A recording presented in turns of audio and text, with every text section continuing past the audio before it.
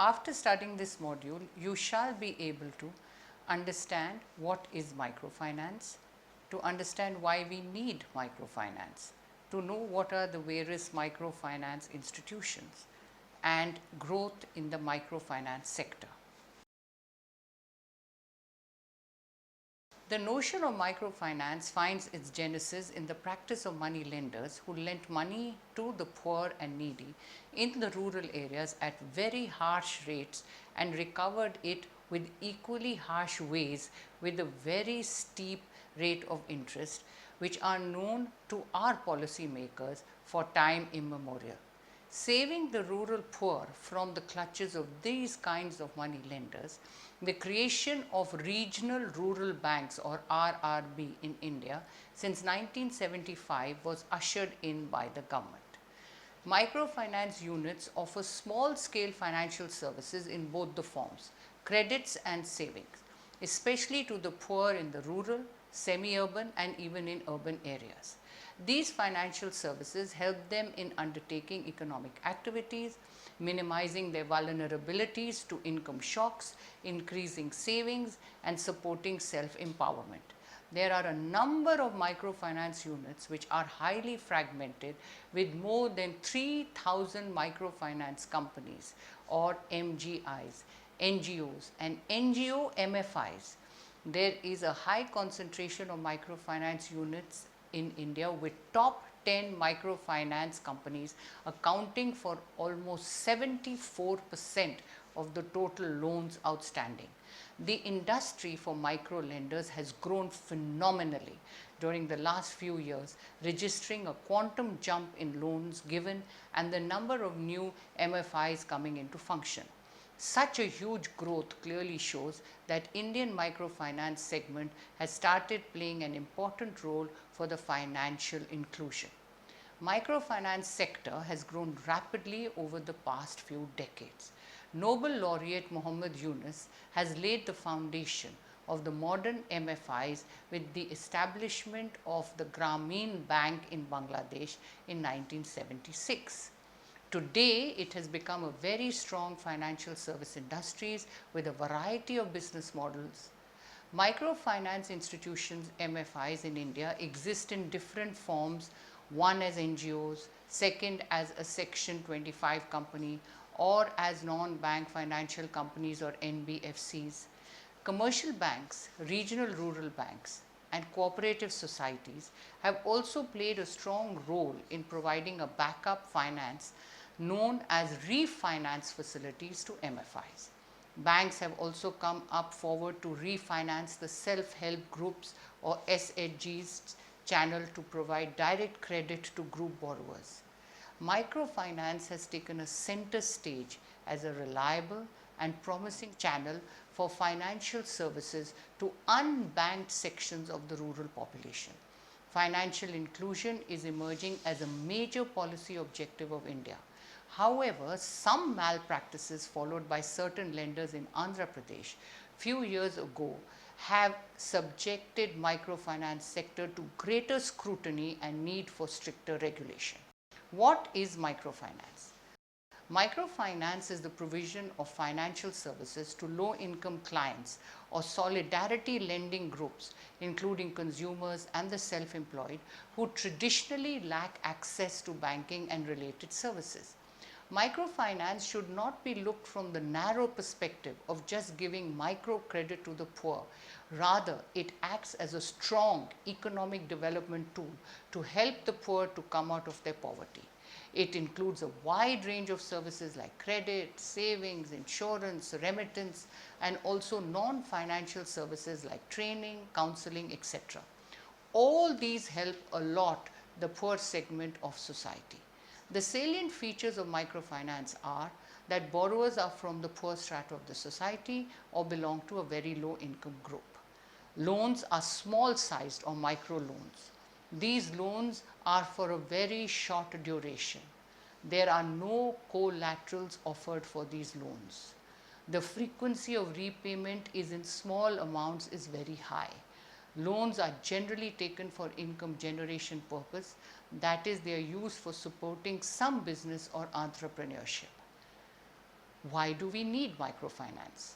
Most poor people find it extremely difficult to mobilize resources to develop their enterprises and their dwellings.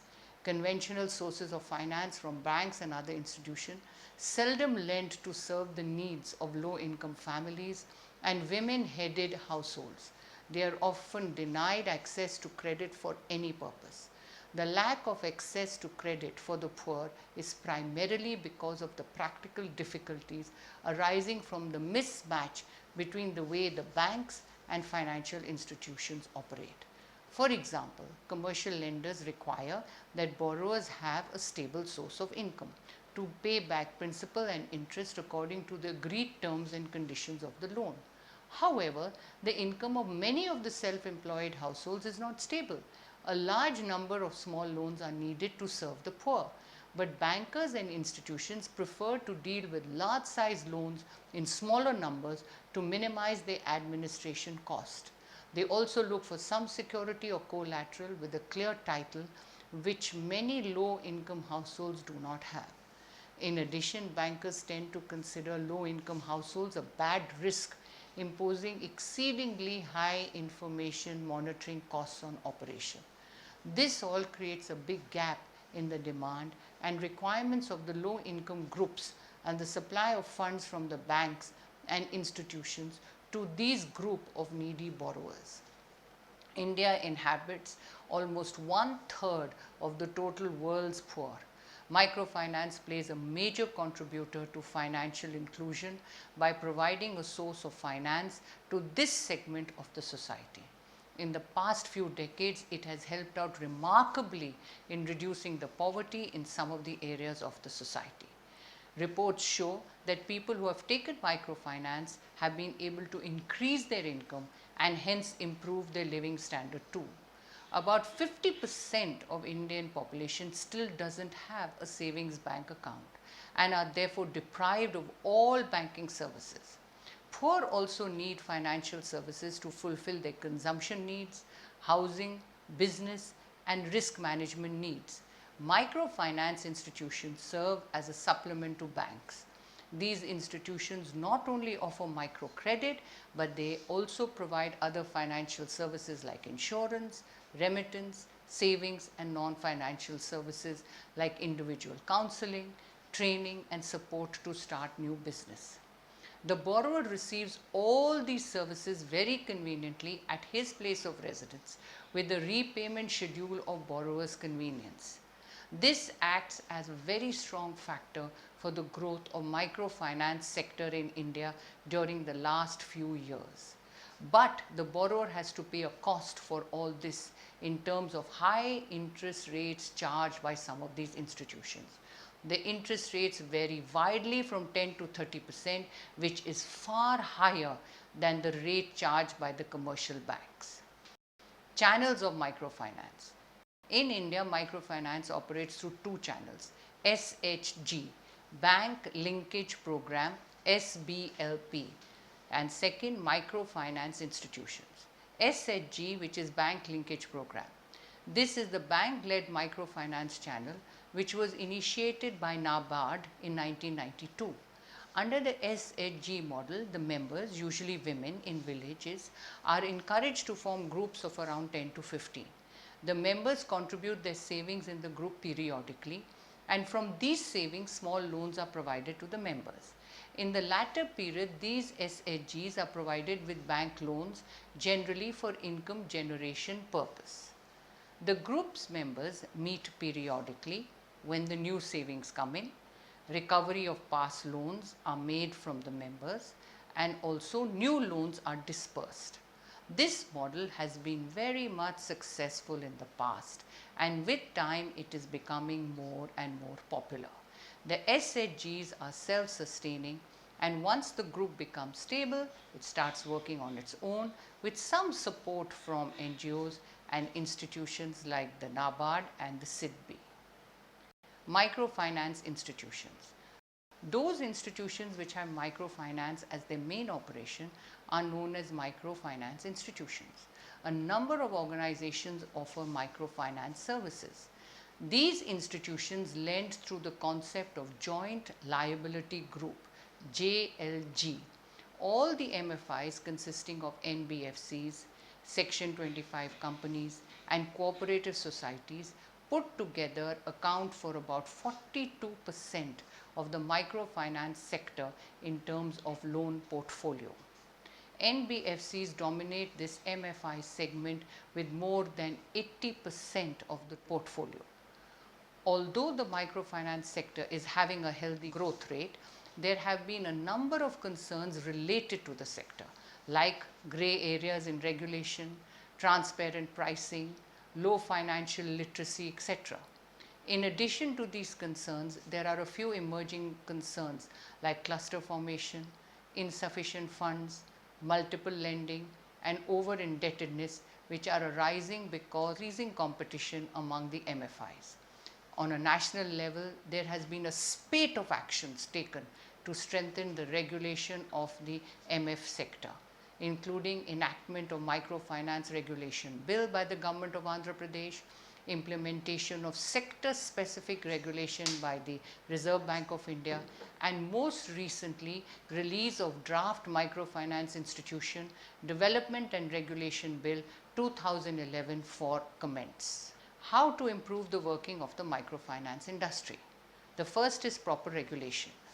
There is a great need for an enabling regulatory environment that protects interest of stakeholders with microfinance sector growing to full stature with its completion of almost 2 decades of age with a high growth during the past few years. Supervision. There is great need for the strictest supervision by executing field visits for monitoring the conditions at the grassroots level and initiating corrective action whosoever demanded. This will keep a check on the performance of ground staff of various MFIs and their recovery practices. Encourage rural penetration. Most of the MFIs are opening their new branches in places where some MFIs are already operating. Encouraging MFIs for opening new branches in areas where microfinance penetration is meager shall increase the depth of the microfinance availability in the state and check multiple lending. Wide range of products. MFIs should provide complete range of product including credit, savings, remittance, financial advice, and also non-financial services like training and support to the needy in the rural and semi-urban areas. Transparent interest rate. Some of the MFIs are reportedly employing different patterns of charging interest rate, and some of them are also charging additional charges or insisting on interest-free deposits. All this makes the pricing very confusing and costly, and hence the borrower feels incompetent in terms of bargaining power. Uniform interest should be charged by all MFIs so that it makes the sector more competitive. Lower operating cost. MFIs should use new technology and IT tools to reduce their operating costs. These cost-cutting measures shall help in operating cost reduction, which in turn get translated into lower costs charged from the poor borrowers. Moreover, initiatives like development of common MIS and other software for all MFIs can help make the operation more transparent and efficient. Rating of MFIs. CRISIL has been associated with the Indian microfinance sector for more than a decade, and its rating and reports about MFIs and the sector are highly referred to by microfinance practitioners, analysis and general public. CRISIL has ratings or grading outstanding on more than 60 Indian MFIs, which account for more than 65% of the loans outstanding in the Indian microfinance sector. Andhra Pradesh problem in 2009 with microfinance companies facing crisis of confidence changed the status of industry in terms of rating. The microfinance sector turned turtle with many of the top MFIs from the 2009 list missing from the 2014 list of top ratings. Microfinance Institutional Network, MFIN, is the first self-regulatory organization, SRO, in the financial services segment recognized by the RBI. This regulates MFIs to ensure responsible lending and protection of the client. MFIN works closely with all key stakeholders and plays an active role for larger financial inclusion through the medium of microfinance. As a self-regulatory organization, MFIN members comply with the RBI's Fair Practices Code and Industry Code of Conduct to ensure responsible and transparent business practices. Latest development in microfinance. Private equity PE investors have put in substantial amounts in microfinance institution MFIs and NBFCs or non-bank financial companies over the years.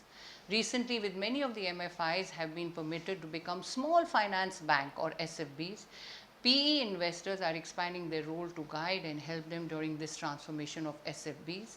According to Reserve Bank of India norms, SFBs have to start operation by April 2017. The announcement to create a micro unit development refinance agency, Mudra Bank, is a strong positive step that the finance minister has taken on the microfinance and financial inclusion space, since this is a move aimed at providing refinancing for small business enterprises. It addresses a huge gap in the current refinancing structure.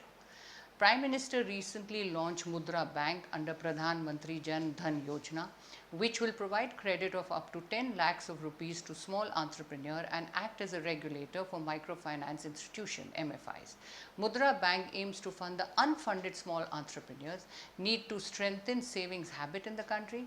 Providing access to finance to micro units will help in improving the quality of life of these individuals, but also turn them into strong instruments of economic growth and employment generation in the country. Microfinance IPOs in 2016. With the revival of the industry during the last few years, many of microfinance units are planning to come out with public issues. A long list of initial public offerings of IPOs from microfinance companies is expected to hit the Indian market over the next 1 year. The first to hit the IPO market was Equitas Holding, which is one of the 10 companies that have been selected by the RBI to set up small finance banks, niche lenders aimed at helping small business and farmers get easy access to funding. Many more companies are lined up for public issues. Ujjivan Financial Services Limited is one of the microfinance companies coming up public issue soon. Summary. Despite initial fear and the hiccups of 2009 about microfinance as a strong source of finance to the rural poor to achieve the national objective of financial inclusion, microfinance has prospered during the past few years in India. The establishment of the Grameen Bank in Bangladesh and Mudra Bank in India has given a great fillip to microfinance. Many of the IPOs and the graduation of microfinance companies to small finance bank has changed the whole complexion of the microfinance in India. In case the progress continues at the same pace, the financial inclusion objective of the country can be achieved more efficiently and quickly.